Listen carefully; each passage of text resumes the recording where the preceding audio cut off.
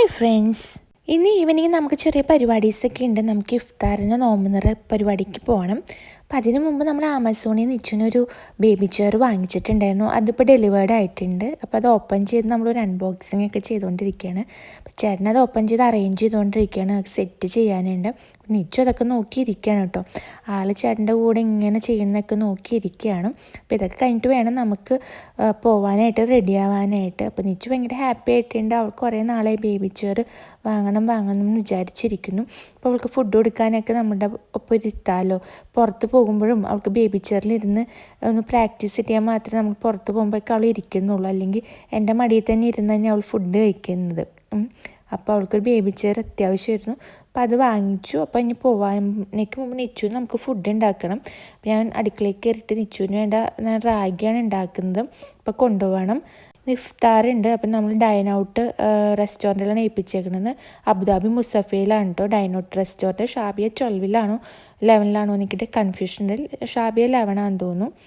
നമുക്ക് 6:30 അവിടെ എത്തണം. നമുക്ക് വീട്ടിൽ നിന്ന് ഒരു 6 മണിക്ക് ഇറങ്ങിയാൽ മതി. ഒരു അരമണിക്കൂറോളം നമുക്ക് മുസഫയ്ക്ക് നമ്മുടെ വീട്ടിൽ നിന്ന്.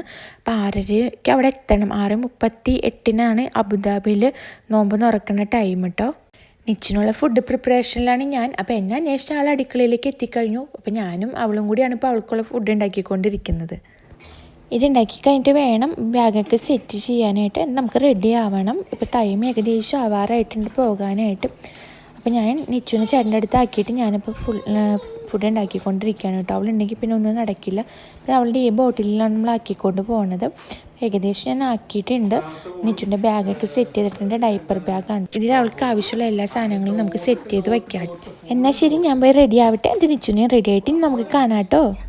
അങ്ങനെ നമ്മൾ ഇഫ്താറിന് പോകാനായിട്ട് റെഡി ആയിട്ടുണ്ട് കേട്ടോ. അപ്പോൾ നമ്മൾ കാറിലാണ്. ചേട്ടൻ വണ്ടി സ്റ്റാർട്ട് ചെയ്യാൻ പോവാണ്.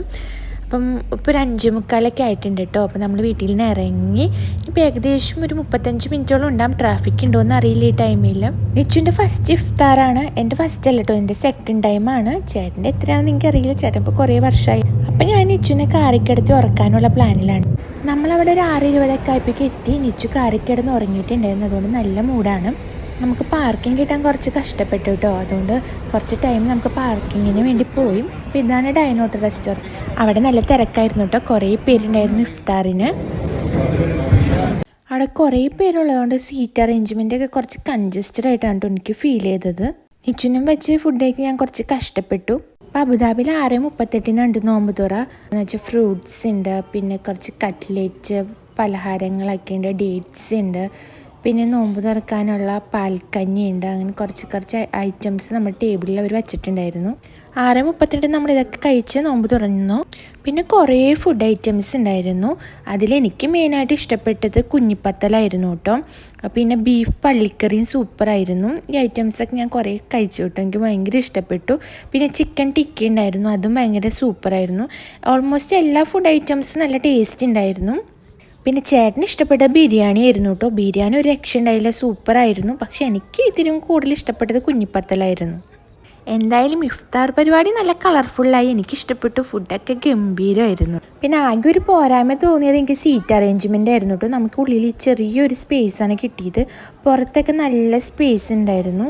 അത് ഫാമിലീസ് ഇത്തിരി കൂടി കൂടുതൽ എണ്ണമുള്ളവർക്കേ കിട്ടണുള്ളൂ എന്ന് തോന്നുന്നു. കണ്ടു, കുറേ പേരുള്ളവർക്ക് ഈ ഫ്രണ്ട് ഏരിയ കിട്ടുന്നുണ്ട്.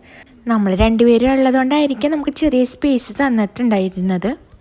ഓക്കെ, അപ്പോൾ ഇവരുടെ ഈ ഇഫ്താർ മെനുവിന് 42 ദിർഹംസ് ആണ് കേട്ടോ ഒരാൾക്ക്.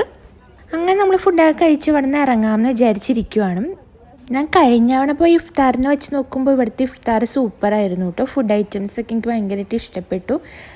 നന്നായിട്ട് എൻജോയ് ചെയ്യാൻ പറ്റി. നിച്ചുവിനെ കൊണ്ട് വലിയ കുഴപ്പമൊന്നും ഉണ്ടായിരുന്നില്ല. ഞാൻ ടെൻഷൻ അടിച്ച പോലെ വലിയ കുഴപ്പമൊന്നും അവളെ കൊണ്ട് ഉണ്ടായിരുന്നില്ല. അപ്പോൾ ഇത്രേ ഉള്ളൂ നമ്മുടെ ഇഫ്താർ വീഡിയോ. ഇനി കാറിൽ പോയിട്ട് വേണം നമുക്ക് നിച്ചുവിന് ഫുഡ് കൊടുക്കാനായിട്ട്.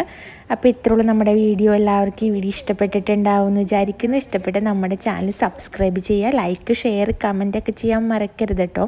അപ്പോൾ okay, bye, see you next video ആയിട്ട് നമുക്ക് ഉടൻ തന്നെ കാണാം. ബൈ.